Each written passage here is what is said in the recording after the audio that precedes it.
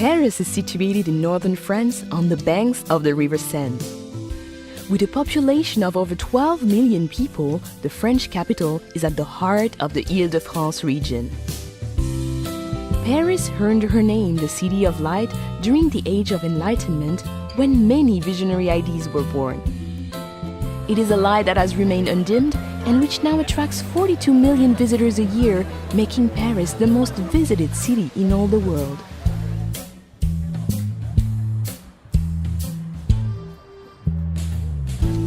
Paris is a city easily explored by metro, taxi and bicycle, but her charms are best found on foot.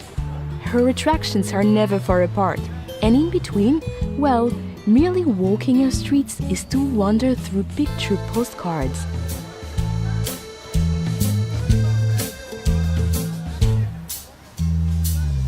The engine room of Paris is La Défense.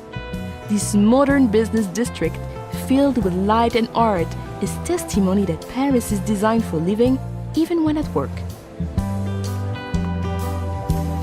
From the futuristic Grand Arche at La Défense, the 6-mile-long historic axis of Paris leads us back into France's grand past. The Arc de Triomphe, built by Napoleon, rises from the center of Place Charles de Gaulle and offers commanding views of the 12 grand avenues which radiate outwards like a star.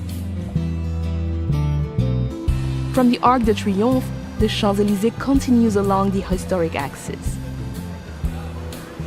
This grand avenue is where Parisians come to dine, shop, enjoy the theater, and to celebrate life. Gradually opening into formal gardens and majestic buildings, the Champs-Élysées merges into the largest square in Paris, the Place de la Concorde. Just a short stroll away is the world's greatest treasure house of art, the Musée du Louvre. Once a 14th century palace, today the Louvre is the most visited art gallery in the world. With over 35,000 artworks, her most famous residents are the Mona Lisa and the Venus de Milo. But be warned, this collection of priceless artworks and antiquities is simply too vast to explore in just one day. Not far from the Musée du Louvre stands the Centre Pompidou, displaying the largest collection of modern art in Europe. Parisians are still debating whether this radical design is the vision of a madman or a genius. Notre Dame Cathedral is situated on Île de la Cité, a natural island in the River Seine. Completed in 1345, this Gothic masterpiece, with her flying buttresses and gargoyles, has played center stage to some of the defining moments of French history and literature.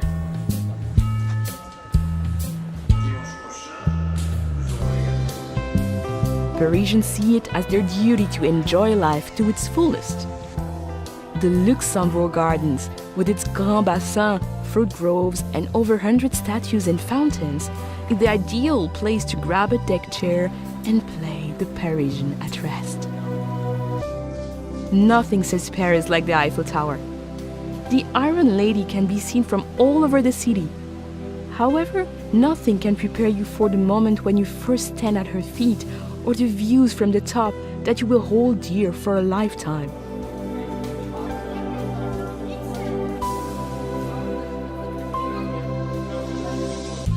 Looking north, the city rises into the hillside neighborhood of Montmartre. Once the artistic center of Paris, her twisting streets and narrow lanes were at one time the home of Picasso, Dali, and Van Gogh. They are the perfect place to lose yourself and discover those special Parisian moments. But you can never be lost for long in Montmartre. As long as you head upwards, you'll eventually come to a gleaming white crown, Sacré-Cœur Basilica. Leave the bustling city behind and step through the gates of the Cimetière du Père-Lachaise.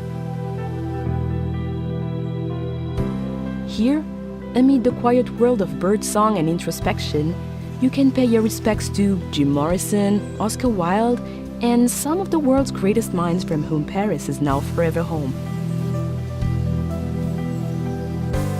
Once a day's coach journey from central Paris, the Palace of Versailles is now an easy half-hour train ride away.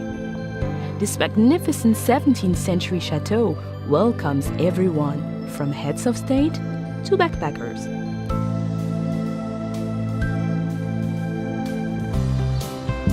The River Seine runs right through the heart of Paris, creating a natural divide between her famous left and right banks. Of her 37 bridges, the Pont Alexandre III is considered the most ornate, while the graceful Pont des Arts offers some incredible vistas of the city.